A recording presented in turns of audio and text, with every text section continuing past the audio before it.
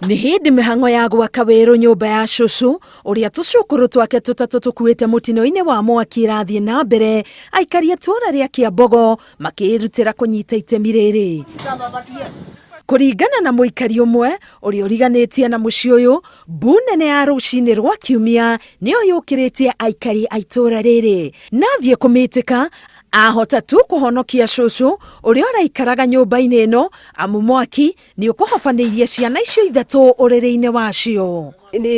Nikaona nyumba imefungwa, nikatigisa nyumba kidogo, nikaona kama imefungwa, alafu nikashika ile nikoji, nikaona imefungwa na uko nje, nikafungua. Nikifungua mlango nikakuta nyanya yao ako karibu na mlango, nikamfungulia akatoka.